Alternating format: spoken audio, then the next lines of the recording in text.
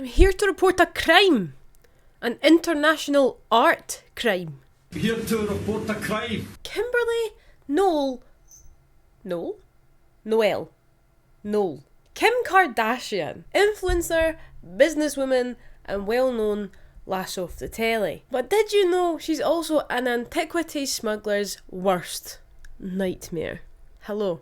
Good morning. Welcome on in. I have a cold. At the 2018 Met Gala, she unintentionally grassed up an international antiquities smuggling ring when she got a photo with the gorgeous golden sarcophagus of Priest Nedjemankh. The Met Gala is a fundraiser for the Metropolitan Museum of Art's fashion and clothing department in New York City. In New York City. And it's filled with the who's who of each year, and there's a new theme every time. Funnily enough, the theme for 2018 was Heavenly Bodies, Fashion and the Catholic Imagination. I'm saying nothing. I'm saying no. Shush. Everybody shush. No, I'm not saying a word. In the photo in question, Nedjemankh is stood in all of his golden wonder in the entrance hall to the Egyptian section of the museum. And Kim wore a lovely golden dress specifically to match him, and for no other reason. She thought, well, I have to just pair with this gorgeous sarcophagus. No other reason. Wasn't to do with the Met Gala at all. She just really, really liked this sarcophagus. And I'm aware that this story is very, very old hat, right? This happened at like 2018, 2019 sort of time, right? But classic little me, very late to the party, as per usual. I am in no big time rush through life. Despite it being fairly old hat, and you'd assume everybody would know about it by now, very few folk outside of mainstream celeb news channels and outlets have actually discussed this whole shenanigan. If you're aware of any other archaeologists or historians who have actually touched on the topic, please let me know. The major source for not only my own research, but also all of these other outlets seem to use the same one, is the podcast called Art Bus. Art Bus? Get on board the Art Bus, kids. No, it's called Art Bust. Scandalous Stories of the Art World by Ben Lewis. And even though that's the main source, most of these other news outlets only really focus on the Kim Kardashian element and then the initial crime element behind this story. But nothing more about the Priest Nedjemankh himself. Given the nature of the sarcophagus being stolen and smuggled out of Egypt, we don't know much about the priest himself. So I would like to try and reconstruct bits of what his life could have looked like. Try to reconstruct the narrative a wee bit and draw focus back to him, because it is his coffin, you know. It should kind of be about the old guy himself. So without further ado, let's talk criminal enterprises. Thank you very much. Don't forget to like and subscribe. And thank you all very much for 500 subscribers. Too kind of yous. 500 little legends right there.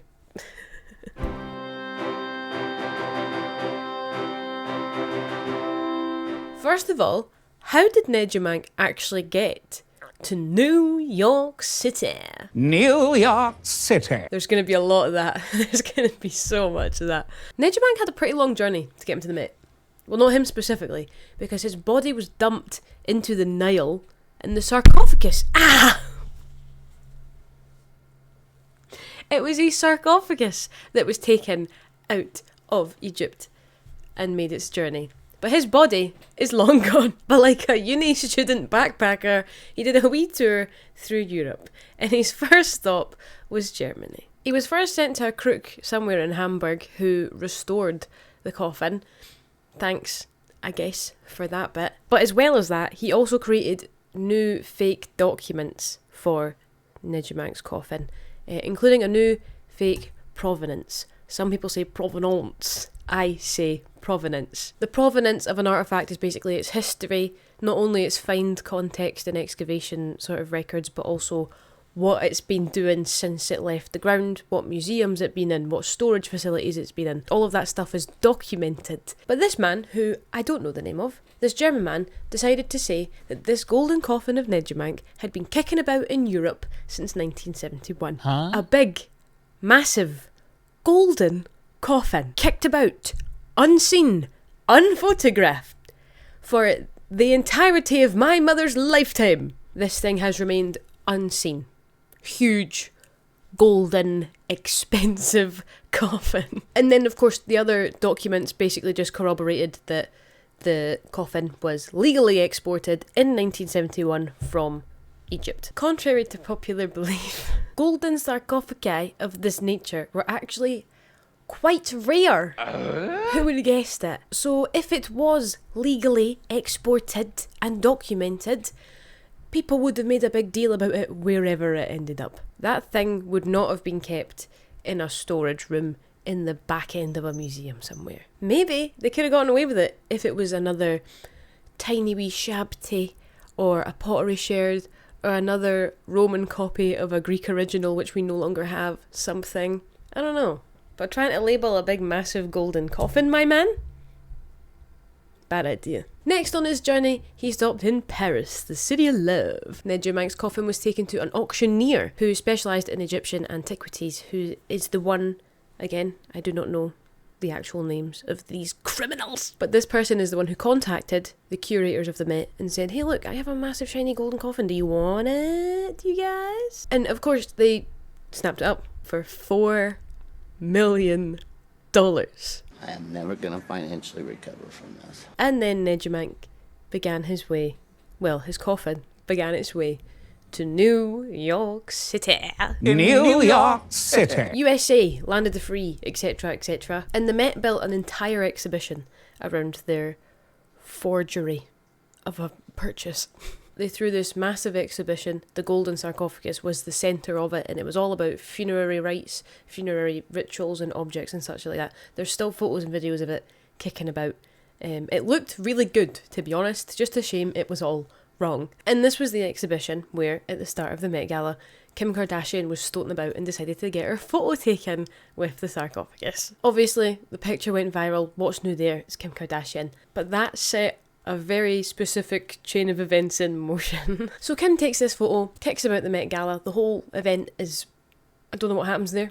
I'm assuming it was a success. Everybody goes home to their bed, thinks nothing of it, right? Her photo made its way to a very, very important man called Matthew Bogdanos, the head of the Antiquities Trafficking Unit, an assistant district attorney in Manhattan at the time. This Bogdanos lad had been tracking a certain group of antiquity smugglers for, I believe, about 5 years, over 5 years at this point. And he was mainly using electronic surveillance to track them, so emails, texts, all that sort of thing. And this had given him bits of information, but not enough to fully bring the whole circle down, especially not within his jurisdiction. He needed proof of these criminal activities happening within New York.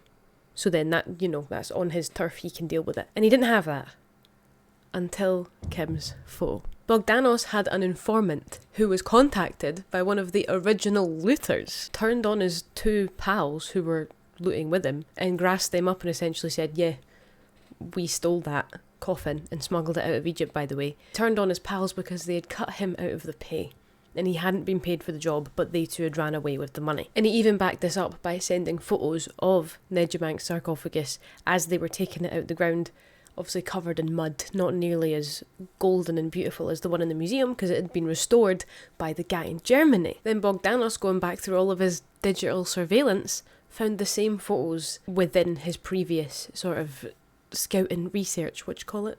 Detective work? I don't know. But he found the same photos linking the two groups of the looters and then the rest of the smuggling ring together. Therefore, he had all the information that he needed to bring the entire thing crashing down. Also, when the looters dumped poor old Nedjemankh's body into the Nile, one of his finger bones got stuck inside the coffin, but that aided its identification as the stolen coffin of Nedjemankh. So all we have left of him is a finger bone. That's quite sad. I feel really bad for the guy. Of course, this was taken to the Met. You guys have a stolen coffin, by the way. Don't know if you know that. And upon closer inspection of the forged documents, it seems the Met curators actually missed quite a big issue here. The documents were dated to 1971 within the Arab Republic, but the Arab Republic didn't exist in 1971. I think it either dissolved before or maybe it started after. That sort of history is too modern for me. I'm not very clued up on that, so sorry if I've got that the wrong way round. As like one of the top museums in the world, you take those 5 minutes to actually take your time and consider what you're doing, and another museum could have easily swooped in and bought it and made the exact same mistake. So one of them had to take the downfall because somebody was going to buy it. The Met were not charged though, because they were innocent victims of this crime. All they merely did was buy what they thought was something was real. They issued a big apology to the press and they pulled the coffin off of the display halfway through the exhibition. So then the coffin sat in the DA's office for a bit before being rightfully returned to Egypt in 2019. I don't know where he is now either. I want to say the coffin's going to get put in that big fancy new Egyptian museum. That'll be very, very exciting when it's done. I'm very excited for that. But I believe that's where he's going to be standing eventually once that museum is finished.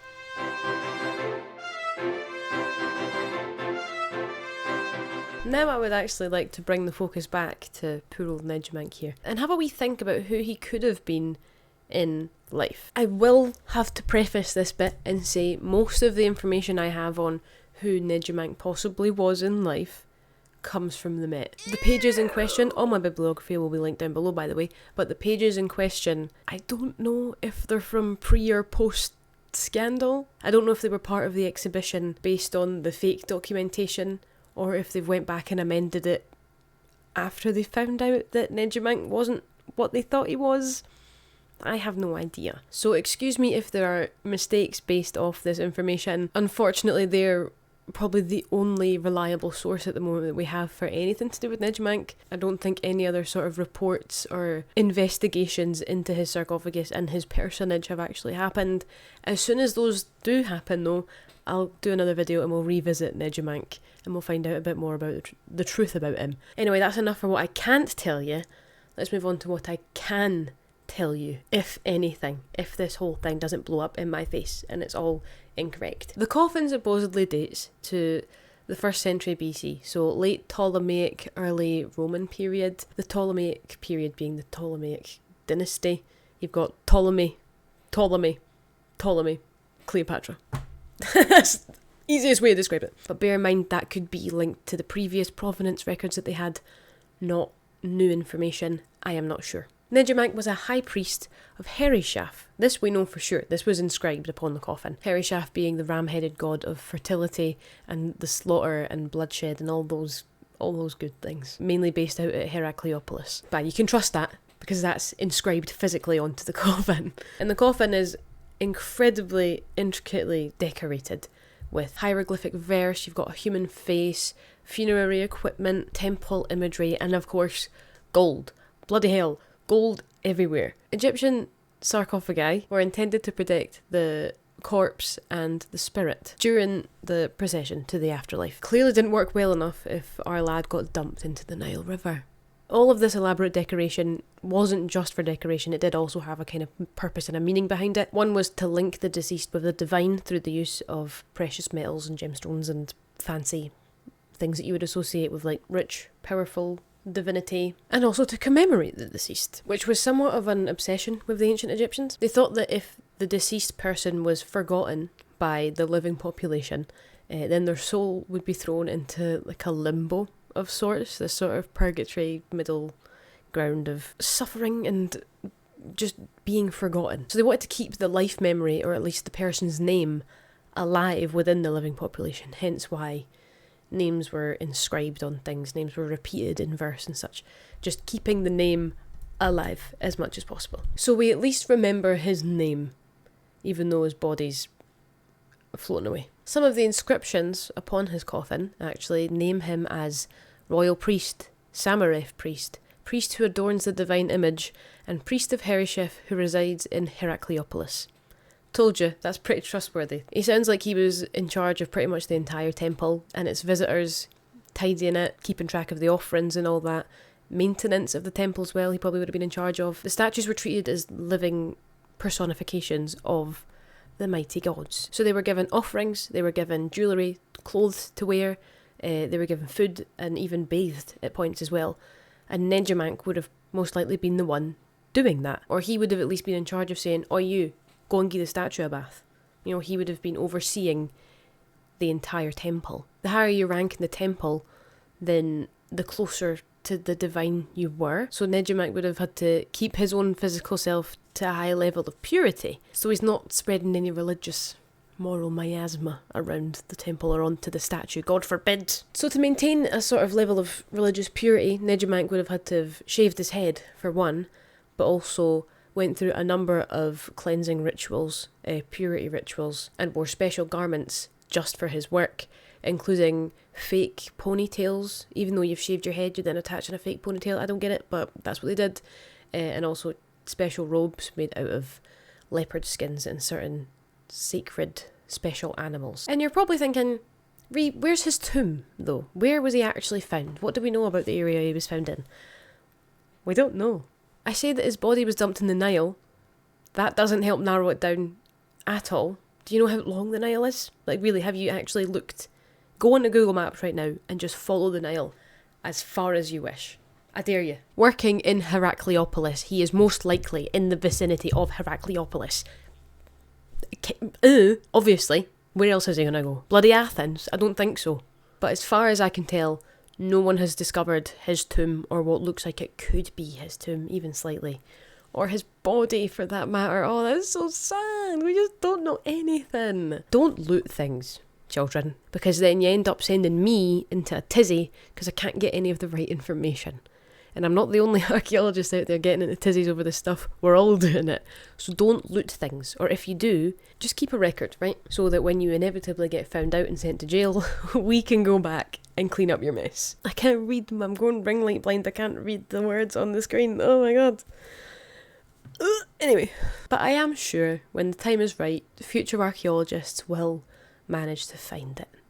Because looters also do not clean up after themselves. There'll be a big gaping hole in the ground somewhere outside of Heracleopolis that's vaguely Nedjemankh shaped, and they'll go, oh, what's that over there? But no, when the time is right, I'm sure he'll come back to us in the end. They always do.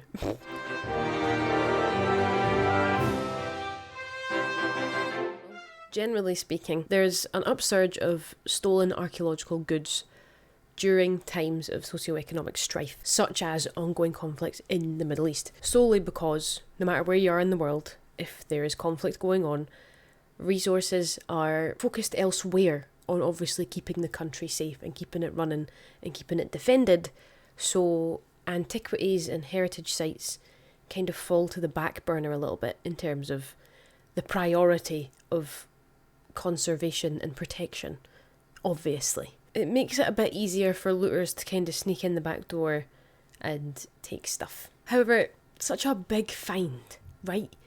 A huge golden coffin, making it out of Egypt, through Europe, to the biggest museum in the United States, one of the biggest, most influential museums in the world, unclocked, unnoticed, sneaking in.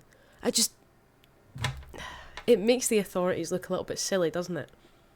In every single place where that coffin touched. Hopefully, this massive, embarrassing mistake makes all of the authorities kind of tighten up ship a little bit. Because this is not the first time this has happened. And it will not be the last, I assure you. But only time will really tell as to what's going to change in those sort of matters, if anything will change, and will it actually have an impact. My big issue is this. What other significant, or perhaps smaller, more insignificant finds have managed to slip out of their countries of origin, not just Egypt, could be anywhere, but they've slipped out of their country of origin and into museums illegally, unnoticed, or even worse, into private collections where they will never see the light of day again? I say we get Kim to go and chap on their doors and see what she's drawn to. Get Kim on the job. She'll be fine.